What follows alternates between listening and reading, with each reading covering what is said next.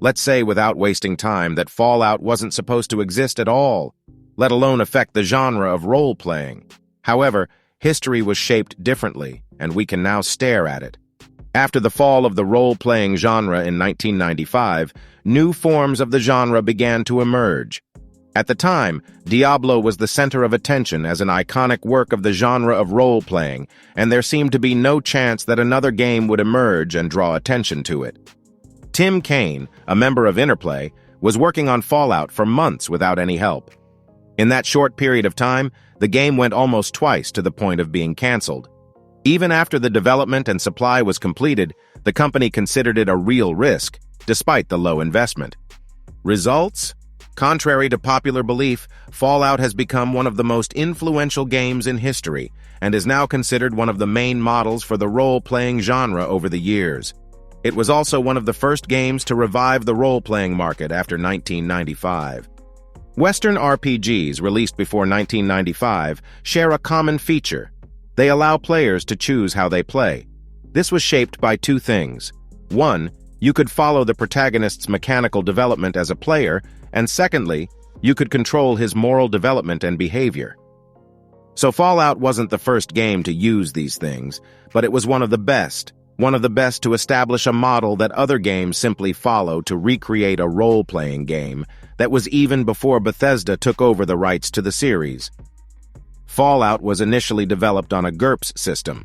GURPS was a board role-playing system that refused to use classes and instead allowed you to build your own character based on specific components. GURPS practitioners soon felt the Fallout violence was too high, so the developer team lost permission to use it.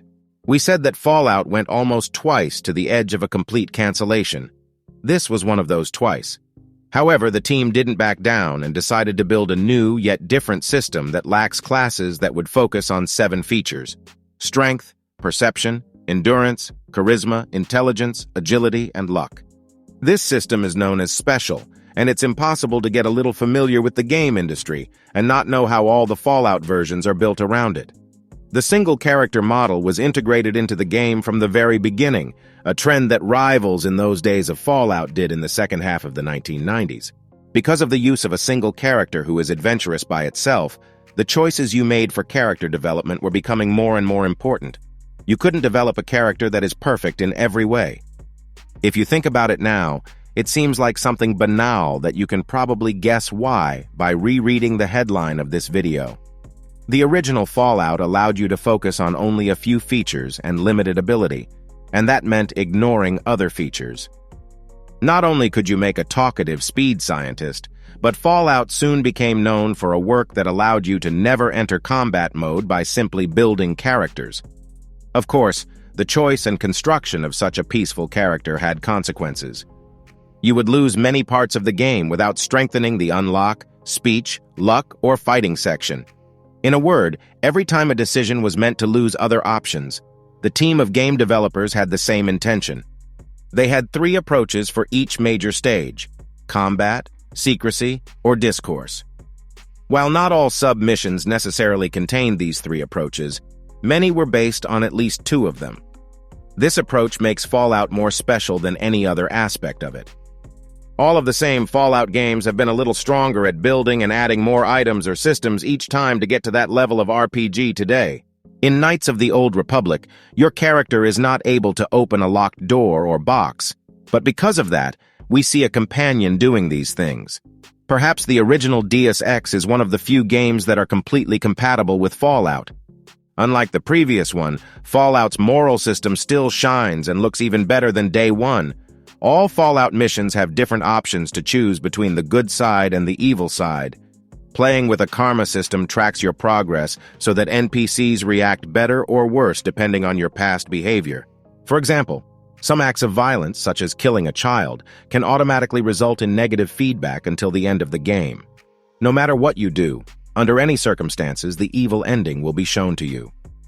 The Fallout karma system has since been reused repeatedly with changes big and small. Even the next version, Fallout 2, changed that by reducing the scope of the impact. Although saturation is evident in the system's use, there's no denying that Fallout used it extraordinarily in its time. Fallout was one of the first role-playing games to use the voices of famous actors for most of the dialogue. Also, let's not forget that before Fallout, it was not so common for players to hit certain parts of the enemy's body. This system is known as called shots. The director of the first version believes that Fallout was an open-world sandbox game. Although freedom of movement wasn't uncommon in Western RPGs before Fallout, it seems to some extent that it made a big impact.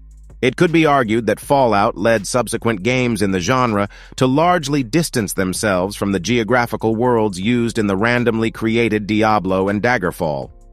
Let's cut it as short as possible.